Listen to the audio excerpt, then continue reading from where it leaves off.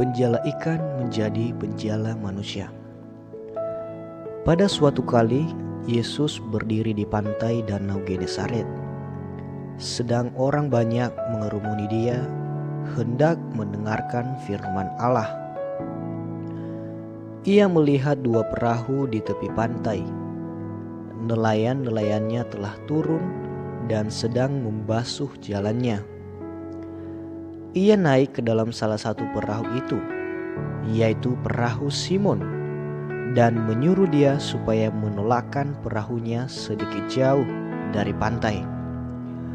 Lalu ia duduk dan mengajar orang banyak dari atas perahu.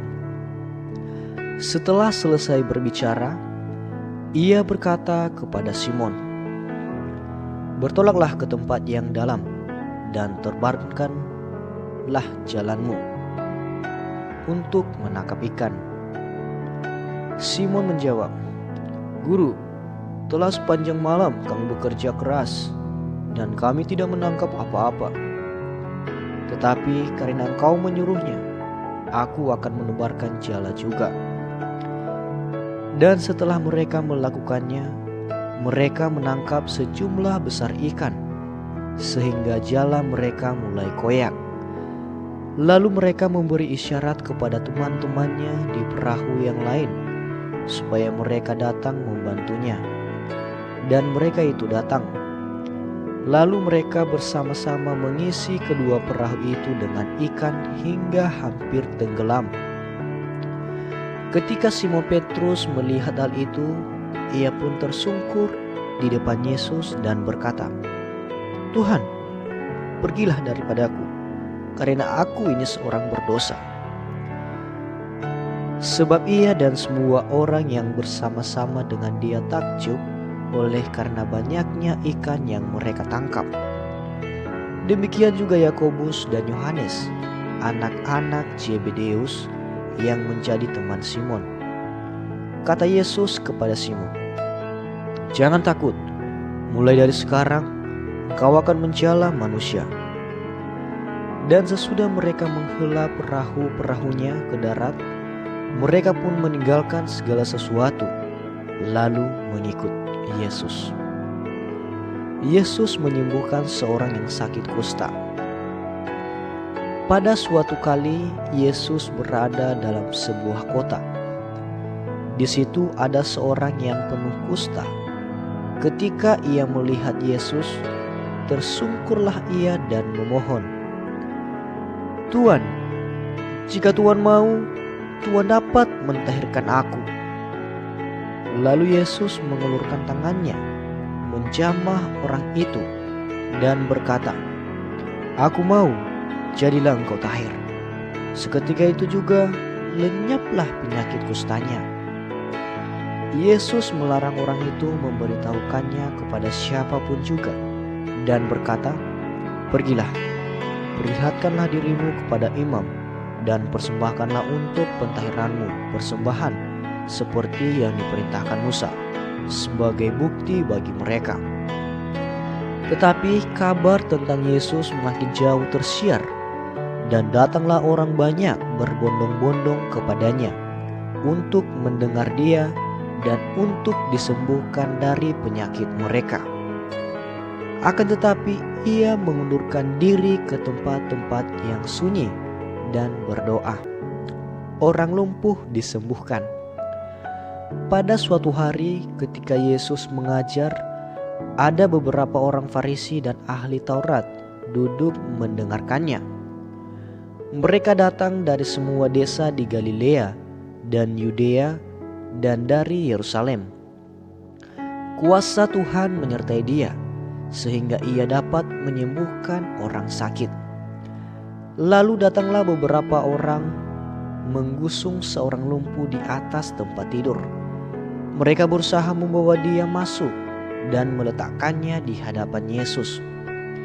Karena mereka tidak dapat membawanya masuk berhubung dengan banyak orang di situ, naiklah mereka ke atap rumah, lalu membongkar atap itu dan menurunkan orang itu dengan tempat tidurnya ke tengah-tengah orang banyak. tepat di depan Yesus. Ketika Yesus melihat iman mereka, berkatalah ia, "Hai saudara, dosamu sudah diampuni." Tetapi ahli-ahli Taurat dan orang-orang Farisi berpikir dalam hatinya, "Siapakah orang yang menghujat Allah ini? Siapa yang dapat mengampuni dosa selain daripada Allah sendiri?" Akan tetapi Yesus mengetahui pikiran mereka, lalu berkata kepada mereka, "Apakah yang kamu pikirkan dalam hatimu? Manakah lebih mudah mengatakan, 'Dosamu sudah diampuni,' atau mengatakan, 'Bangunlah dan berjalanlah'? Tetapi supaya kamu tahu bahwa di dunia ini Anak Manusia berkuasa mengampuni dosa." Berkatalah ia kepada orang lumpuh itu, "Kepadamu kukatakan, bangunlah, angkatlah tempat tidurmu, dan pulanglah ke rumahmu." Dan seketika itu juga bangunlah ia di depan mereka, lalu mengangkat tempat tidurnya dan pulang ke rumahnya sambil memuliakan Allah. Semua orang takjub lalu memuliakan Allah, dan mereka sangat takut. Katanya, "Hari ini kami telah menyaksikan hal-hal yang sangat mengherankan." Lewi pemungut cukai mengikut Yesus. Kemudian ketika Yesus pergi keluar, ia melihat seorang pemungut cukai yang bernama Lewi sedang duduk di rumah cukai. Yesus berkata kepadanya, "Ikutlah aku." Maka berdirilah Lewi dan meninggalkan segala sesuatu, lalu mengikut dia. Dan Lewi mengadakan suatu perjamuan besar untuk dia di rumahnya, dan sejumlah besar pemungut cukai dan orang-orang lain turut makan bersama-sama dengan dia. Orang-orang Farisi dan ahli-ahli Taurat bersungut-sungut kepada murid-murid Yesus. Katanya, "Mengapa kamu makan dan minum bersama-sama dengan pemungut cukai dan orang berdosa?" Lalu jawab Yesus kepada mereka, katanya, "Bukan orang sehat yang memerlukan tabib, tetapi orang sakit. Aku datang bukan untuk memanggil orang benar, tetapi orang berdosa, supaya mereka bertobat." Hal berpuasa.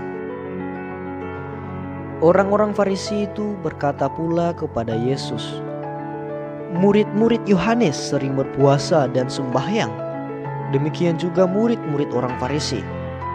Tetapi murid-muridmu makan dan minum." Jawab Yesus kepada mereka, "Dapatkah sahabat mempelai laki-laki disuruh berpuasa, sedang mempelai itu bersama mereka? Tetapi akan datang waktunya, apabila mempelai itu diambil dari mereka. Pada waktu itulah mereka akan berpuasa."